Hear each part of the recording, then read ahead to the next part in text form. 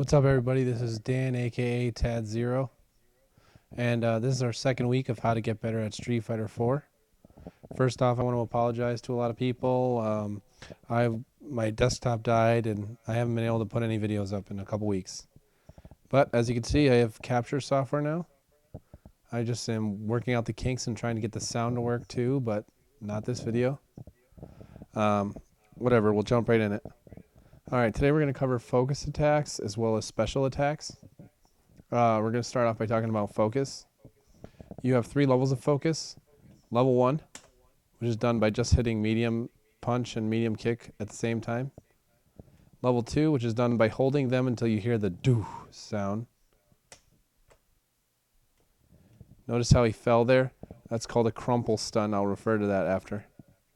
That can also be blocked, as the same as level 1. Level 3 is done by holding them until they're automatically released. That also causes a crumple stun, but it is unblockable. After a crumple stun, you can follow it up with a combo by dashing forward or backwards. Just like you saw there, or this. Backwards. Okay, one of the main things about focusing that's so good is it has a thing called hyper armor. Now, what hyper armor is it's your ability to take a hit while doing it and not be stopped from actually doing it. So I'm going to put Akuma on focusing here so I can show you how to get somebody out of a hyper armor. Alright, that's good.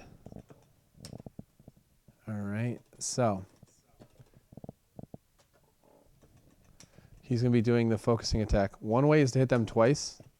Notice how he got knocked out of it. Another one is to grab. Another one is to do a move that has something called armor break, which I'll show you one right here.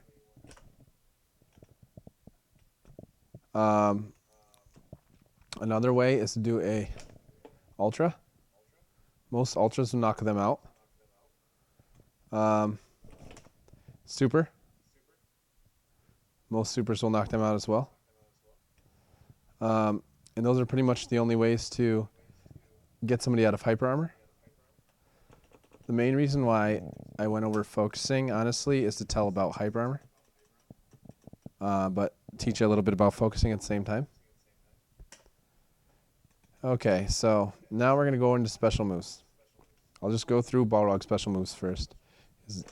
Dash straight, dash under, overhead.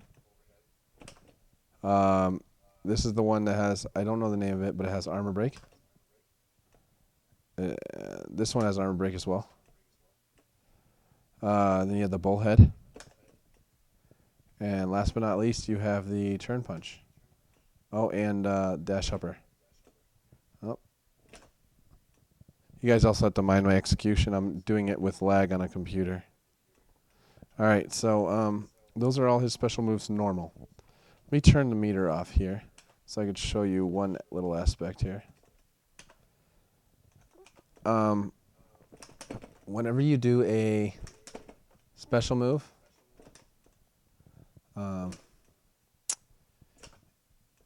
you gain meter. If you look in the bottom left-hand corner, my special meter, every time I do a special move, whether or not it hits or not, I will gain meter. I gain more meter, obviously, if I hit.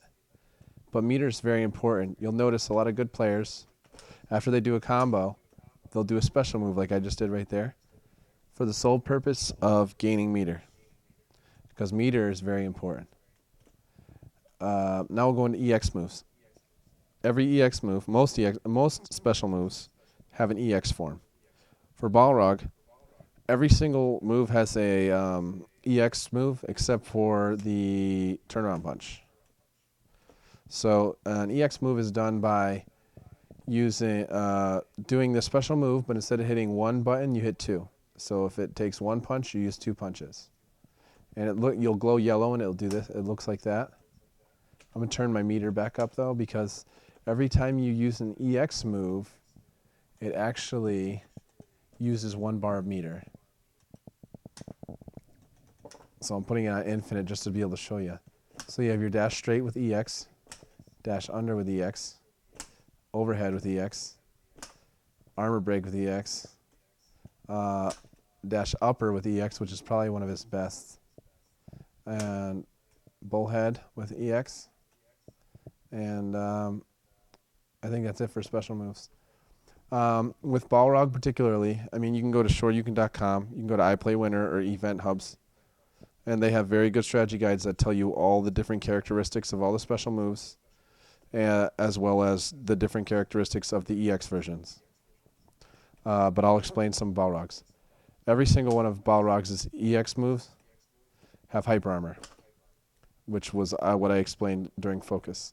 So if you go to counter poke me, if I'm like right here, and I do an EX dash upper or dash straight or anything, you can't counter poke me out of it. I'll just go right through your counter poke and punch you in the face. So that's one really good aspect of the EX moves that Balrog has. One of my tricks I like to do is I'll do, like, if he was to throw a Hadouken, I would turn around punch, and then right after my turnaround punch, I would do an EX straight so that they go for the counter. Or most of the time, if they're standing, I'll do a dash upper so I can counter afterwards.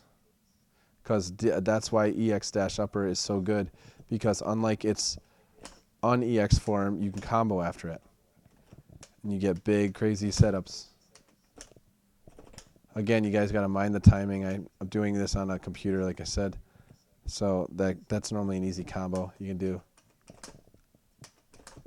Oh, he dizzied. Okay, so those are different characteristics of Balrog's EX moves. Another one is I don't think you can combo that overhead unless you do a EX version.